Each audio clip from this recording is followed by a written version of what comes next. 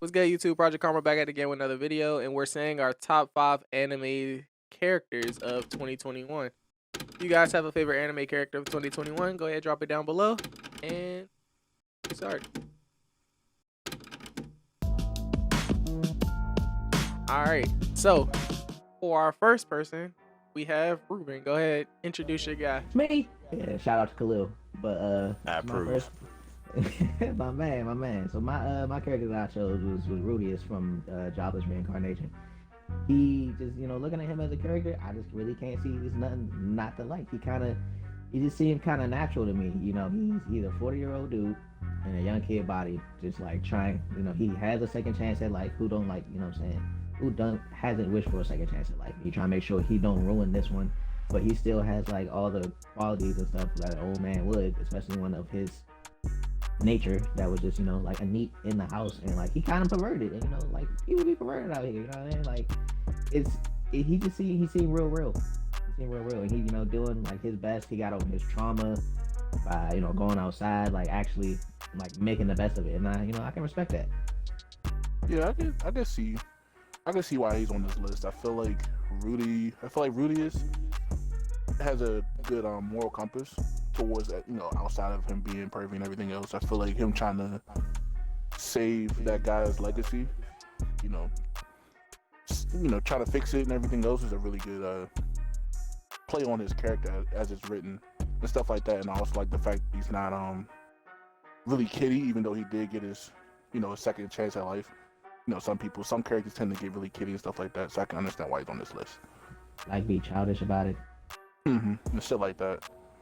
So yeah, I can see why you put him on this list. He even used it to his advantage sometimes too. Like when he like started faking his like being a kid and like crying to his mom about not getting the maid kicked out the house because spoiler alert for people who didn't see it.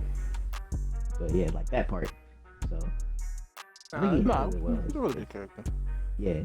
Yeah, nah, y'all making sense. All right, so to our fourth character on our list, we got Khalil introducing. Me. All right, so my character that I really like in 2021 is Kawaki from Boruto. Not a lot of us have seen Boruto, let alone read it. Haters.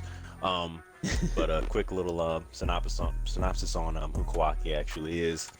Very long story short, he is a child who grew up in a poor village. His father's an alcoholic who pretty much forced Kawaki to chop firewood and sell it, and with the money he would buy his father alcohol, and depending on how much alcohol he would bring home for him, he would throw him a key to the refrigerator and say, "You may have dinner tonight."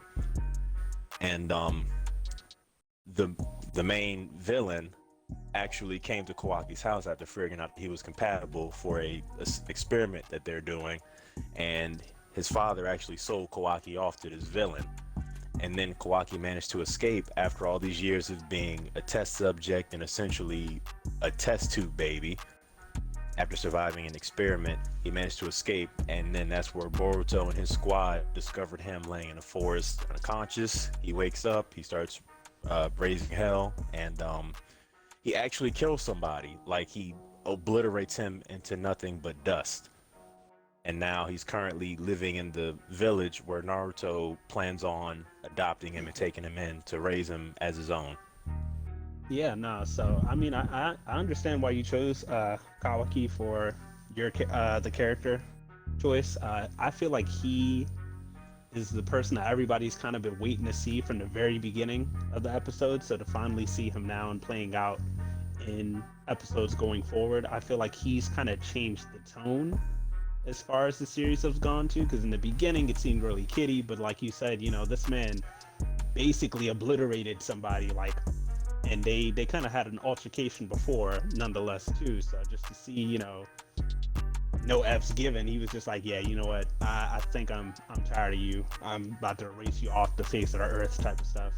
He gives off a really cold vibe too, but I mean, like I said, you explained his backstory where it's weird to really think about it, but there's other kids that probably have a story of the whole, alcoholic or abusive parent, something along those lines. So to see, all the way through he survived for this long and has turned out into the person he is, and now he's finally meeting up with Boruto, who's had a family who cares and cares for him, even though he's kind of bratty. He's changed out of that, thankfully enough. But I think he's gonna add a very interesting turn to everything that we see coming up with this anime. Nonetheless, I like his powers too. I think his powers are dope. All right, so now we're moving over to our third choice. Mari, go ahead, take it away. Yes, sir. So you guys are all familiar with Yami. If you're not, then you should be watching Black Clover right now. But Yami is the GOAT, enough said. It's like, nah, but I just really like him a lot, just more or less because of his ability. He kind of gives you the trope of what we've seen in other characters of always wanting to push your limits, kind of like how you would see with Rock Lee or with, All Might, stuff like that. But just his overall persona, he just has like this really cool guy tone to him. And whenever he does push his limits or he pulls out a new move, which is completely off of a whim and out of nowhere, it always looks so amazing. And he's like really recognized. And another thing about why I like him is also because his team consists of, I wouldn't want to call them nobodies, but they're like kind of the black sheep of their families or of, what their society would look at people who have magic like this, but they're so special in their own way. So I got a lot of respect for him, kind of, because, that's kind of how he was when he came to the Clover Kingdom. So yeah, nah, that's why I like him. You hit this one on the nails. Yami is real live the GOAT. He took basically the weird kid, turned him into the GOAT, but he's actually cool. And yeah, the pushing the limit thing, like you don't really see that a lot, and it never feels like cap. Like Yami is real live pushing his limits, and he makes sure that he embeds it into his students basically. So even they try to push their limits, and it's honorable. Like I definitely think Yami deserves a spot on this list, and I can see why you chose Yami over Asta for real. He's good too, but Yami really is the GOAT because he taught everybody this. It's like Genkai level. Yeah, without a doubt. And if for all the Black Clover fans out there that are caught up, I'm pretty sure you would understand with the most recent battles that we've seen why it shows that Yami is even more of a GOAT. Like just people he faces up against, like it's crazy. Who he left I behind. don't think a lot of captains have the ability to do some of the stuff that he does. We're looking at you, Jack the Ripper.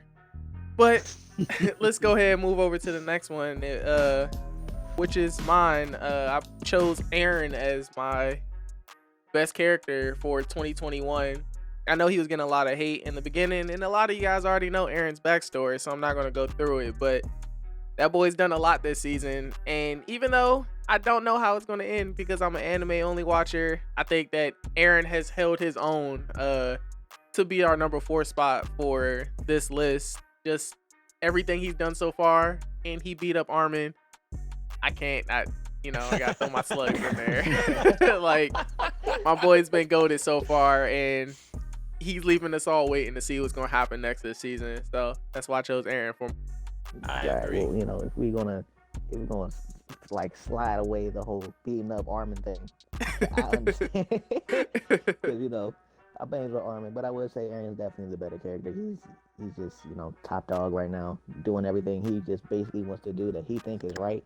The plan he's going along with, that everybody should know about by now, also an anime only watcher, is just like, it's so, I don't know, it takes a lot of dedication and a lot of like grit for him to do this and just be like, screw what everybody else thinks, including his best friends. Like, he's like, screw Mikasa, screw Armin, not like for real, but he's like, I'm gonna do this even if y'all look at me like I'm the bad guy, just because I'm trying to save everyone. And that's kind of like, I guess noble would be the right word.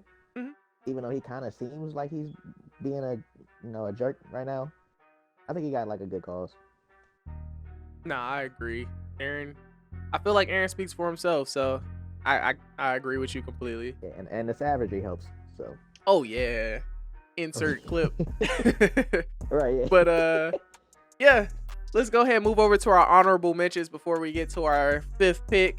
For our honorable mentions, we got Levi from Attack on Titan, Gojo from Jujutsu Kaisen, Chrome, Dr.Stone, Toto, another Jujutsu Kaisen candidate, Yuma from World Trigger, and Kabane from Kimono Jihen. Go ahead, check those characters out. They weren't good enough to make our list this time, but we did think there was we should shout somebody else out because there was a lot of characters who were very honorable this year.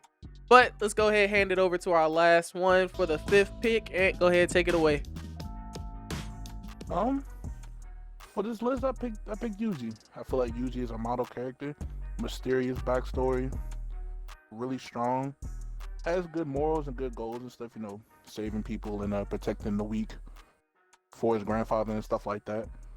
I like the fact that they're letting him learn stuff on the fly, kind of like mid-fight and stuff, and that he don't believe in ones.